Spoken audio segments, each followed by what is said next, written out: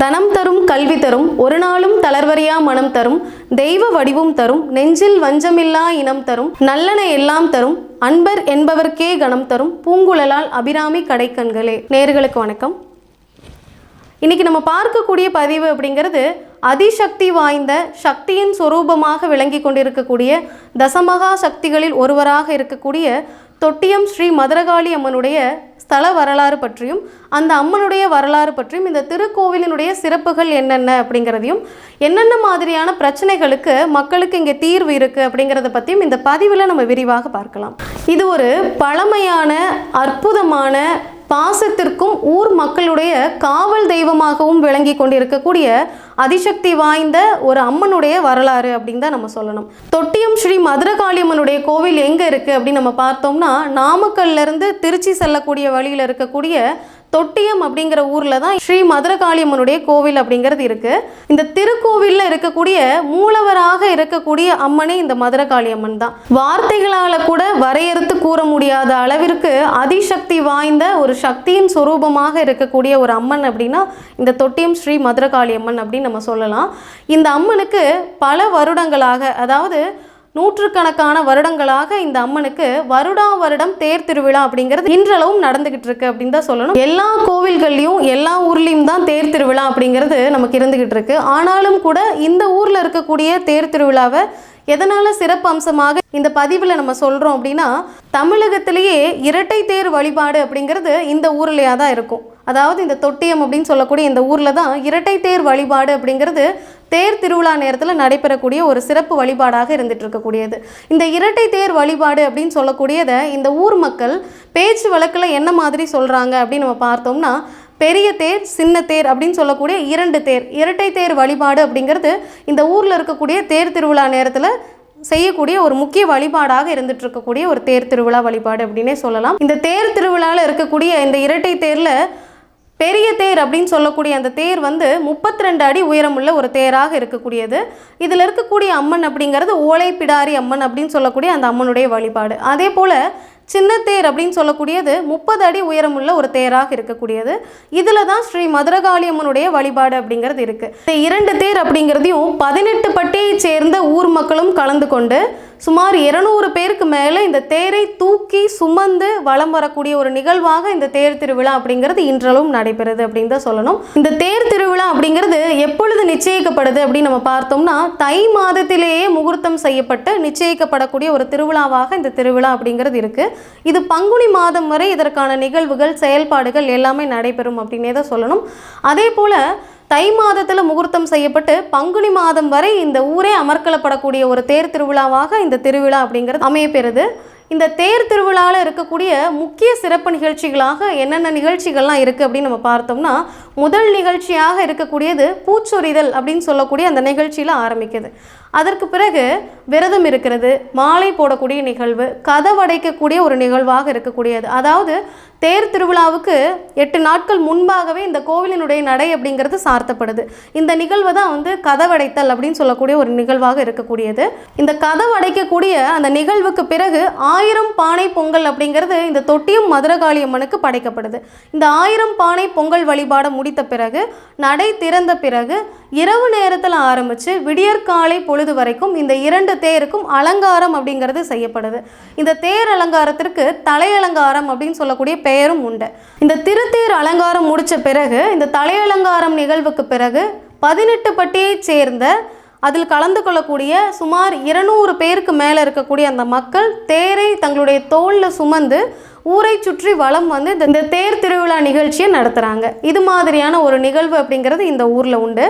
அதே போல் இந்த தேர் சுற்றி வலம் வந்த பிறகு கிடா வெட்டுதல் அப்படிங்கிற நிகழ்வெல்லாம் நடைபெறுது. இந்த கிடா வெட்டு முடிந்த பிறகு அம்மனுக்கு உதிரவாய் துடைப்பு அப்படின்னு சொல்லக்கூடிய அந்த நிகழ்வானது நடைபெறுது. அதன் பிறகு இந்த திருவிழாவினுடைய முடிவாக கருதக்கூடியது அப்படிங்கிறது வானரப்பட்டறை அப்படின்னு சொல்லக்கூடிய அந்த இடத்துல வான வேடிக்கையோடு இந்த நிகழ்வு அப்படிங்கிறது முடிவடையுது. சுமார் ஒரு வாரத்திலிருந்து 10 நாட்கள் வரைக்கும் இந்த தேர் திருவிழா அப்படிங்கிறது நடைபெறுது. இப்பேற்பட்ட சிறப்பு அம்சங்களை கொண்ட இந்த தேர் திருவிழா அப்படிங்கிறது தான் இந்த தொட்டியம் மதுரகாளி அம்மனுடைய தேர் திருவிழாவினுடைய சிறப்பாக இருக்கக்கூடிய. இந்த தேர் திருவிழாவிற்கே இவ்வளவு சிறப்புகள் இருக்கும் பொழுது இந்த மதுரகாளி அம்மனுடைய சிறப்பு எத்தகையதாக இருக்கும் அப்படின்னு நம்ம பார்த்தோம்னா, தொட்டியம் ஊர் பகுதியைச் சேர்ந்த 2 பறை இசை கலைஞர்கள் மதுரையில் இருக்கக்கூடிய திருவிழாவிற்கு போகிறாங்க. அப்படி போகும் பொழுது அந்த இசை நிகழ்ச்சிகளெல்லாம் முடிச்சுட்டு திருவிழாவை முடித்துட்டு திரும்பி வரக்கூடிய வழியில் அவர்களுடைய களைப்பு தெரியாமல் இருக்கிறதுக்காக இந்த இசையை இசைச்சுக்கிட்டே வராங்க. அப்படி வரும் பொழுது இந்த இசைக்கு மயங்கி மதுரையில் இருக்கக்கூடிய அந்த காளியம்மன் அப்படிங்கிற அந்த அம்மன் தொட்டியம் வரைக்கும் இந்த இசைக்கலைஞர்களோடைய பயணம் செய்து வண்டு ரூபமாக உருமாறி வந்ததாக ஒரு ஐதீகம் அப்படிங்கிறது இன்றளவும் சொல்லப்படுது. அந்த அம்மன் வண்டு ரூபமாக வந்த பொழுது தொட்டியம் ஊரை அடைந்த பிறகு இந்த இசைக்கலைஞர்களுக்கு அம்மனாக உருமாறி காட்சி கொடுத்ததாகவும் சிறுமியாக உருமாறி காட்சி கொடுத்ததாகவும் ஒரு ஐதீகம் அப்படிங்கிறது பேசப்படுது. இந்த இசைக்கலைஞர்களுக்கு காட்சி கொடுத்த அந்த அம்மன் இந்த ஊரிலேயே புற்று ரூபமாக தங்கியதாக சொல்லப்படுது. இந்த மாதிரி தங்கிய பிறகு அப்போது இந்த மண்ணை ஆண்ட குறுநில மன்னனாக இருக்கக்கூடிய இசங்கராயனுடைய சகோதரன் குதிரையில வலம் வந்து கொண்டிருக்கும் பொழுது அந்த குதிரையினுடைய குளம்படிப்பட்டு புற்று அப்படிங்கிறது சரியுது. புற்று சரிந்த பிறகு இந்த மன்னனுடைய சகோதரனுக்கு நினைவு தப்பி போயிடுது. இந்த நினைவு தப்பிய நேரத்தில் செய்வதறியாது திகைத்த அந்த மன்னன் என்ன செய்யறது அப்படிங்கிறதே தெரியாமல் இருந்த பொழுது மன்னனுடைய கனவுல தோன்றி இங்கே நடந்த நிகழ்வுகளை எல்லாம் சொல்லி அதன் பிறகு இசைக்கு மயங்கி தான் மதுரையிலிருந்து தொட்டியம் ஊர் பகுதியை அடைந்ததாக காளியம்மன் சொன்ன பிறகு இந்த இடத்துல கோவில் அப்படிங்கிறது எழுப்பப்படுது. இந்த கோவில் எழுப்பப்பட காரணமாக இருந்த 2 பறை இசை கலைஞர்களுடைய பெயராக இருக்கக்கூடியது அப்படிங்கிறது செல்லான் சம்பான் அப்படின்னு சொல்லக்கூடிய இந்த 2 பறை இசை கலைஞர்கள் தான் இந்த கோவில் எழுப்பப்பட காரணமாக இருந்தது. இவர்களுடைய சிலையை இன்றளவும் இந்த கோவிலை நம்மளால பார்க்க முடியுது. அதே போல செட்டியம்மன் அப்படின்னு சொல்லக்கூடிய அந்த இருவருடைய சிலை அப்படிங்கிறதும் அந்த கோவில் பிரகாரத்திலே உண்டு.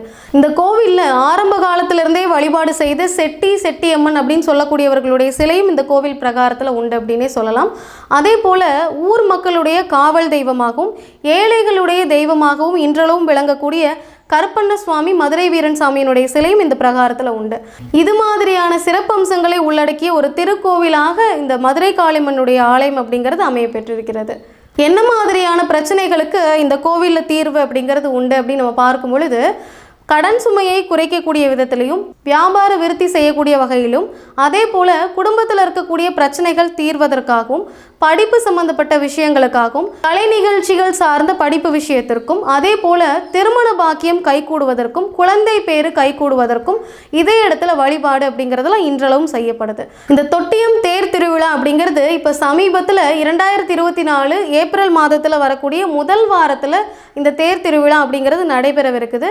வாய்ப்பும் சூழ்நிலையும் இருக்கக்கூடிய இறை அன்பர்கள் இந்த திருவிழாவில் கலந்து கொண்டு ஸ்ரீ மதுரகாளியம்மனுடைய ஆசீர்வாதத்தையும் அருளையும் பெற்றுக்கொண்டு பயனடையலாம். தசமகா சக்திகளில் ஒரு சக்தியாக விளங்கி கொண்டிருக்கக்கூடிய வார்த்தைகளால் வரையறுக்க முடியாத அளவிற்கு அதிசக்தி வாய்ந்த சக்தியின் சொரூபமாக விளங்கி கொண்டிருக்கக்கூடிய கண்கண்ட தெய்வமாக தொட்டியம் ஸ்ரீ மதுரகாளியம்மன் இன்றளவும் மக்களால் வணங்கக்கூடிய ஒரு தெய்வமாக விளங்கி கொண்டிருக்கிறது.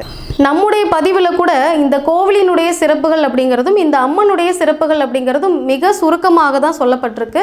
எவ்வளவோ சொல்ல முடியாத சிறப்புகளை உள்ளடக்கிய ஒரு கோவிலாகவும் சக்தி வாய்ந்த அம்மனாகவும் இந்த தொட்டியம் ஸ்ரீ மதுரகாளியம்மன் விளங்கி கொண்டிருக்கக்கூடிய காரணத்தினால வாய்ப்புள்ளவர்கள் இந்த கோவில் வழிபாடை நேரடியாக செய்து பயன்பெறுங்கள்.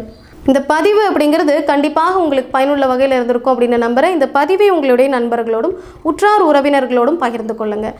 உங்களுடைய சப்போர்ட் எங்களுக்கு தேவை அப்படிங்கிறதுனால இந்த சேனலை சப்ஸ்கிரைப் பண்ணிக்கோங்க. ஆன்மீகமும் தர்ம சிந்தனையுமே அவருடைய வாழ்க்கை பாதையை கட்டாயமாக மாற்றும். நன்றி.